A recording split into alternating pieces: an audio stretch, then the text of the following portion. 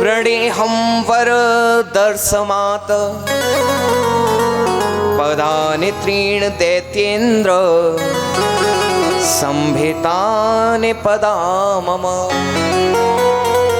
हे राजा बलि, मुझे कुछ ज्यादा नहीं चाहिए, बस 3 पग भूमि दे दो।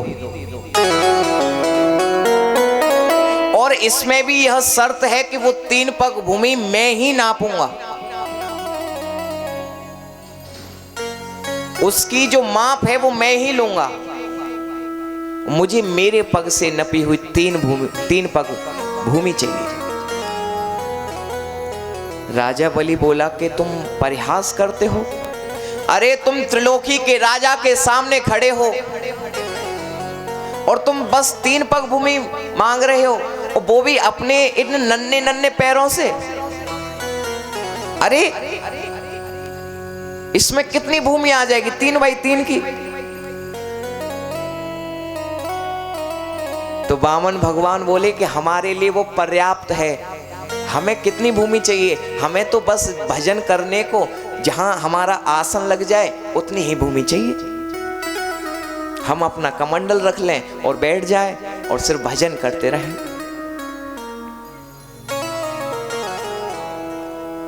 अब राजा बलि बोला कि तुम इतना कहते हो कि तुम्हें अपने पैर से नपी हुई चाहिए, तो ठीक है, चलो मैं देने के लिए तैयार हूं। तो वामन भगवान बोले नहीं नहीं, पहले संकल्प करो, पहले संकल्प करो, तब मैं इस भूमि को लूंगा। और ब्राह्मण भी अगर दक्षिणा ले तो ब्राह्मण को बिना संकल्प के दक्षिणा नहीं लेनी चाहिए।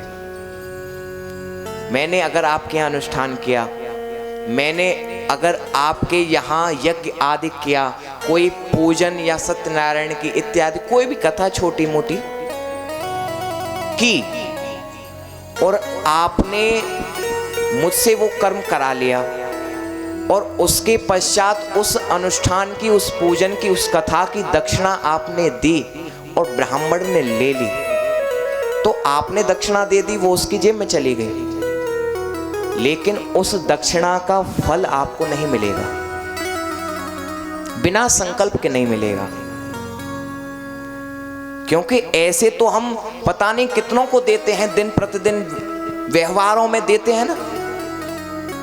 तो ब्राह्मण को अगर दक्षिणा देनी है अपने किसी कर्म के लिए, हमने अगर ब्राह्मण से कोई कर्म कराया है, तो बिना संकल्प के दक्षिणा नहीं देनी चाहिए। संकल्प करवा लो पहले। तो वामन भगवान राजा बलि से कहते हैं कि संकल्प करो, उसके पश्चात ही हम 3 पग भूमि लेंगे।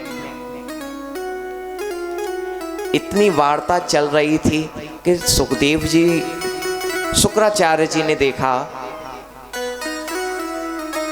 कि ये इतना संकल्प पर जोर क्यों दिया जा रहा है, संकल्प पर इतना जोर।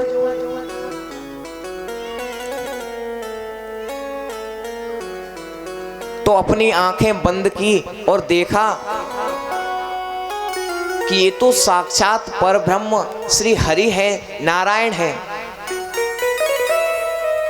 और राजा बलि को बुलाया इशारे से, अरे शिष्य इधर आओ, अरे बलि इधर आओ।